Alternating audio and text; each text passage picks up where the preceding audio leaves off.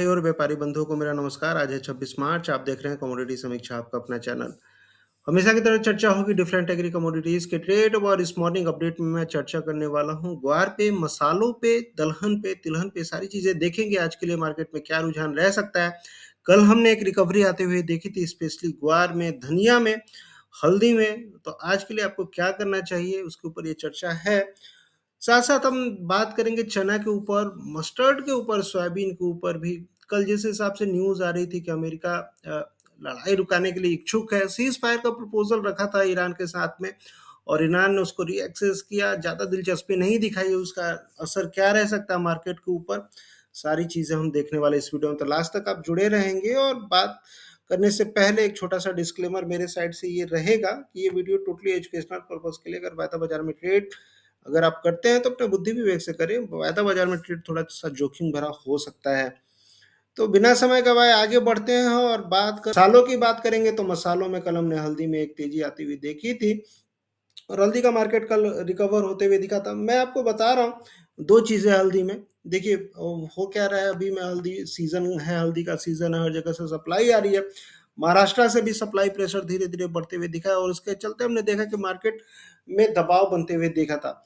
लेकिन कल के सेशन में एक रिकवरी, और इसका कारण अगर कोई मुझसे पूछेगा कि इसका क्यों कारण है, क्यों हल्दी में कल रिकवरी आई, इसके दो कारण हो सकते हैं। एक तो जो मिडिल ईस्ट से जो न्यूज है अमेरिकी सीज फायर को देखते हुए कि अमेरिका सीज फायर करने के लिए इच्छुक है और ईरान के पास प्रपोजल रखा गया है सीज फायर का, तो ये एक पॉजिटिव सेंटीमेंट कि हो सकता है अगर सीज फायर हो तो एक्सपोर्ट बढ़ सकता है, जो एक्सपोर्ट पे दबाव बन रहा है। और दूसरा क्या कारण था, अगर वायदा बाजार और स्पॉट प्राइस दोनों का अगर डिफरेंस देखेंगे, स्पॉट प्राइस मतलब निजामाबाद मार्केट कल मैं देख रहा था मोटा मोटी तौर पे 14,850 के आसपास ट्रेड करते हुए दिख रहा है। और वायदा बाजार कहाँ ट्रेड कर रहा है, वायदा बाजार 14,400 के आसपास, इससे भी नीचे था। आप याद करिए कल की जो परसों दिन की क्लोजिंग थी 14,190, यानी कि डिफरेंस काफी ज्यादा हो गया था वायदा बाजार में और स्पॉट प्राइस में। और होता क्या है कि वायदा बाजार हमेशा हमेशा स्पॉट प्राइस से ऊपर जाने की कोशिश करता है। अभी भी अगर आप देखेंगे तो 400-500 पॉइंट डिस्काउंट में चल रहा है वायदा बाजार, और ये कोशिश रहेगी कि वायदा बाजार की कि मैं फ्यूचर से ऊपर जाके बैठूं। तो एक तरह से ये भी संकेत था, इसके चलते भी आप मान सकते हैं कि मार्केट में थोड़ी सी तेजी आई, बाउंस बैक हुआ। आज के सेशन के लिए क्या है, आज के सेशन के लिए हो सकता है बाउंस बैक और रहे, थोड़ा सा गेन और रहे, लेकिन मोटा मोटी तौर पे 15,000 के जो लेवल है इन यहाँ पे आके मार्केट रुकेगा। 15,000, 14,600 के आसपास रेजिस्टेंस है। 14,600 अगर निकलता है तो 15,000 के आसपास मार्केट अभी आपको आते हुए रुक सकता है। ट्रेन लाइन अगर आप लेके चलेंगे, ट्रेन लाइन के हिसाब से अगर मैं लेवल्स बता रहा हूँ और ट्रेन लाइन अगर आप खींचते हैं तो इन स्तरों पे जो मैं कह रहा था 14,600, ये यहाँ पे कहीं पे आके रुकेगा और इसके ऊपर निकलेगा तो फिर मार्केट यहाँ पे 15,100 के आसपास। तो मोटा मोटी तौर पे जो अगर बिकवाली बनेगी 14,600, 15,100 के आसपास में आप देखेंगे मार्केट रुकते हुए आपको दिख सकता है। तो मोटा मोटी तौर पे जो भी उछाल मिलेगा वहां पे बिकवाली हल्दी में फिलहाल के लिए बनते हुए आपको दिख सकती है। ट्रेंड अभी रिवर्स नहीं हुआ है। ट्रेंड रिवर्स होने के लिए आपको 15,300 के ऊपर मार्केट चलता है तो फिर 16,200 की बात करेंगे, फिर 1,000 रुपए की तेजी आएगी। देखते हैं क्या रहता है सिनेरियो। समय समय पे मैं आपको अपडेट करते रहता हूँ और अपडेट करते भी रहूंगा। आज के सेशन के लिए इंट्राडे के हिसाब से छोटी मोटी अगर आपको बाउंस बैक मिल सकता है, लेकिन फायदा इसी में रहेगा कि थोड़ा सा वेट एंड वॉच करें, एग्रेसिव होकर खरीदारी इन स्तरों पे ना करें। जो भी उछाल मिल रहा है देखते हैं कहाँ तक उछाल मिलता है उस उन स्तरों से। फिर अगर बिकवाली का संकेत मिलता है तो बिकवाली के साथ में चलना ज्यादा फायदेमंद रहेगा, क्योंकि ये सीजन ही होता है सप्लाई का और इस टाइम पे जनरली मार्केट नीचे आता है। तो एग्रेसिव खरीदारी अभी इन स्तरों पे आपको शायद नहीं करनी चाहिए। वहीं अगर आप जीरा की बात करेंगे तो जीरा में भी कल उछाल बनते हुए दिखा था, लेकिन दो चीजें हैं जीरा में। इंट्राडे और छोटे अवधि के हिसाब से कहेंगे तो 22,500, 22,600 यहाँ तक हो सकता है मार्केट आपको रिकवर होते हुए दिखे इन स्तरों तक, क्योंकि रिकवरी आ रही है तो हो सकता है सब में आए थोड़ी बहुत रिकवरी। और जीरा में भी जो लेवल मैं आपको बार बार बोल रहा हूँ कि उन स्तरों से मार्केट फिसल सकता है, तो वो स्तर है 22,500, 22,600। आज के सेशन के लिए भी 22,500, 22,600 इस दायरे तक हो सकता है रिकवरी आए, अदरवाइज़ उन स्तरों से बिकवाली आपको बनते हुए दिखेगी। तो छोटे अवधि के लिए अगर आप बात करेंगे तो 200-400 का बाउंस बैक हो सकता है, मार्केट आपको दिखाए। अदरवाइज़ 22,500 22,600 के आसपास आप मार्केट रुकते हुए दिख सकता है, वहाँ से फिर से आपको बिकवाली बनते हुए दिख सकती है। तो इस दायरे में जीरा ट्रेड करते हुए दिखेगा। लंबे अवधि के लिए पूछेंगे अभी क्या है सिनेरियो, अभी क्या करना चाहिए, अगर 15-20 दिन की बात करेंगे, 1 महीना की बात करेंगे तो ट्रेंड अभी भी नेगेटिव है, चाहे वो हल्दी हो, चाहे वो जीरा हो। समझिए, चीज़ों को समझिए, बाउंस बैक हो रहा है, छोटी अवधि के लिए बाउंस बैक हो रहा है। कोई भी कमोडिटी होती है, लगातार गिर नहीं गिर सकती है, अगर गिरती है तो एक छोटा बाउंस बैक ज़रूर होता है, अगर लगातार बढ़ रही है तो एक छोटी गिरावट ज़रूर होती है, तो वही है, चाहे हल्दी हो, जीरा, छोटी गिरावट, छोटा बाउंस बैक जो भी है उसको समझ के आपको चलना चाहिए। ट्रेंड अभी भी जीरा में नेगेटिव है। वहीं अगर आप धनिया की बात करेंगे तो धनिया ने कल चौंकाया और धनिया में अचानक से तेजी, अच्छी खासी तेजी, 3% से भी ज़्यादा की तेजी धनिया में बनती हुई दिखी, 400 पॉइंट तक मार्केट बढ़ते हुए दिखा। और ये जो जोन देख रहे हैं, ये जो लाइन देख रहे हैं, ये लाइन एक तरह से मैंने खींची हुई है और ये दिखाता है आपको कि कहीं ना कहीं 14,800 के आसपास, 14,850 के आसपास रेजिस्टेंस था।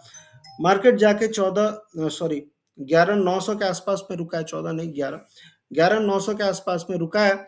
और देखा जाए तो कहीं ना कहीं ये जो लाइन थी 11,950, ये जो रेजिस्टेंस मिला था 15 फरवरी, 25 फरवरी के आसपास, और 25 फरवरी के बाद अभी मार्केट ने फिर से 25 मार्च को ही छुआ है, मतलब टंच 1 महीने के बाद सेम लेवल धनिया में बनते हुए दिख रहे हैं। आज के सेशन के लिए क्या करना चाहिए, आज के सेशन के लिए मार्केट इसके ऊपर अगर निकलता है तो खरीदारी में बैठिए। और खरीदारी में कहाँ तक बैठना है, खरीदारी में इन स्तरों तक बैठना है आपको। ये स्तर है 12,500। तो कहने का मतलब है कि जिस हिसाब से जीरा में और हल्दी में एक बाउंस बैक दिख रहा है, हो सकता है आपको धनिया में भी 200-400 का और बाउंस बैक बनते हुए दिखे। तो छोटी अवधि के लिए खरीदारी, लेकिन अगर मेजर ट्रेंड पूछेंगे, जब तक मार्केट इन स्तरों के ऊपर नहीं निकलता है, मेजर ट्रेंड अभी भी नेगेटिव रहेगा। 12,500 के ऊपर अगर मार्केट निकलता है तो फिर हम बात करेंगे मेजर ट्रेंड चेंज होने का, लेकिन मेजर ट्रेंड मेरे हिसाब से अभी भी नेगेटिव है।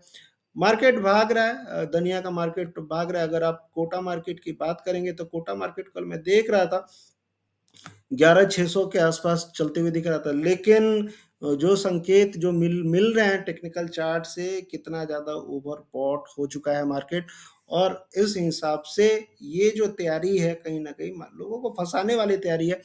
एक चीज़ मैं आपको और दिखाता हूँ, चीज़ क्या है, अगर आप चीज़ों को समझने की कोशिश करेंगे और सिर्फ अप्रैल महीने की बात करेंगे तो अप्रैल महीने में आप जाके देख लीजिएगा, अप्रैल महीने में धनिया कभी भी तेज नहीं रहता है। ज़्यादा तो जो सिनेरियो रहता है अप्रैल महीने में धनिया मंदा रहता है। मैं फिर से आपको बता रहा हूँ, अप्रैल के महीने में धनिया हमेशा मंदा रहता है। और इस बार देखते हैं क्या सिनेरियो, लेकिन इस बार भी मेरे हिसाब से जो टेक्निकल चार्ट्स बता रहे हैं, मंदा होने की संभावना अप्रैल में भी ज़्यादा है। ये जो छोटी-मोटी तेज़ी आ रही है, ये कहीं न कहीं आके आपको रोकेगी। और ऊपर में मार्केट जब तक 12,500 के ऊपर नहीं निकलता है, एग्रेसिव खरीदारी, बहुत ज़्यादा खरीदारी आपको दुनिया में नहीं करनी चाहिए। एक छोटा बाउंस बैक हो रहा है, बाउंस बैक के साथ चलिए। मैं ये नहीं कहूँगा कि आप सेल करिए यहाँ से, मैं यही कहूँगा छोटी खरीदारी करिए, थोड़ी-थोड़ी खरीदारी करिए। अगर बाउंस बैक हो रहा है तो करिए, और 12,500 के ऊपर निकलता है, क्लोजिंग देता है, तब देखते हैं क्या करना है। लेकिन एग्रेसिव खरीदारी नहीं करनी है। 2-4 दिन, 5 दिन के लिए करिए खरीदारी, लेकिन एग्रेसिव खरीदारी आपको दुनिया में फिलहाल के लिए नहीं करनी चाहिए। बात कर लेते हैं अन्य चीज़ों करेंगे तो छोटी इलायची में आप देख रहे हैं कैसे मार्केट रिकवर होते हुए दिख रहा है। कल 2500 के आसपास क्लोजिंग होती हुई दिखी थी वायदा बाजार में। केरला मार्केट भी सुधरते हुए दिखा है, केरला मार्केट भी 2300 के ऊपर ट्रेड करते हुए दिख रहा है।